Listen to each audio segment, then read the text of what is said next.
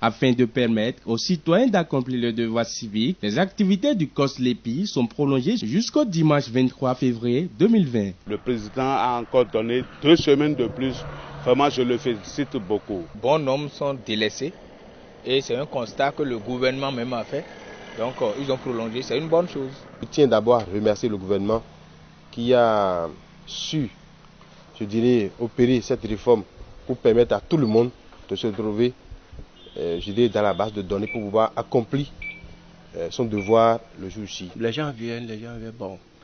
Puisqu'on a des gongonneurs, les gens sont souvent bien informés. L'idée d'informer la population dans des églises, c'est bon, ça nous a beaucoup aidé. Nous avons le devoir d'accompagner ce processus en sensibilisant la population de façon générale de la commune de Tofo. J'invite la population béninoise à sortir massivement, aller accomplir le devoir civique. Les personnes concernées par la correction des données personnelles doivent se rapprocher des chefs villages et quartiers de ville pour la prise en compte de leurs doléances. C'est qu'on ne peut pas faire le vote au pifomètre. On ne peut pas dire qu'on est électeur sans connaître son identité. La LEPI, c'est quelque chose qui est très important pour toute la population.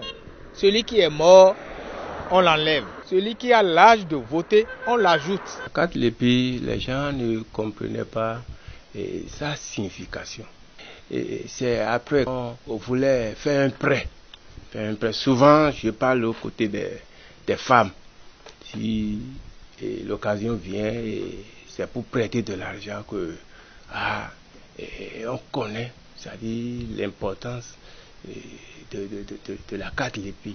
Parce que si tu n'as pas une carte d'identité, parfois d'autres n'ont même pas leur jugement.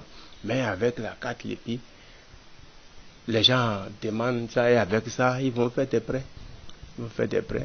Et encore, quand tu n'as pas ta carte LEPI, tu ne peux pas voter. L'opération se déroule sur le territoire national dans une situation délicate selon quelques acteurs à la base. C'est bien, c'est commencé, mais jusqu'à là, je vous parle, les documents nécessaires qui vont nous permettre de les prendre en compte ne sont pas encore arrivés à notre niveau. Donc, je lance un appel à ceux qui sont chargés de faire le travail de vite fait pour nous amener les outils nécessaires pour permettre à ceux qui sont en retard d'intégrer le système. Le gouvernement qui a prévu un roulement des cartes LEPI doit nous prévoir certaines choses. Puisqu'il nous a envoyé seulement quelques fiches. Et c'est le délégué qui ne gagne rien, le délégué qui n'a pas de salaire, le délégué qui ira faire la photocopie. On ne nous a pas envoyé 1 franc.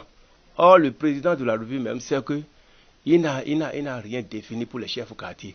Ça manque un peu de sensibilisation autour. Et c'est ça seul qui est un peu qui ne permet pas à la population. Vous savez, 95% de la population est analphabète. Donc, ils ont besoin qu'on se rapproche d'eux, leur expliquer le bien fondé d'aller chercher sa carte.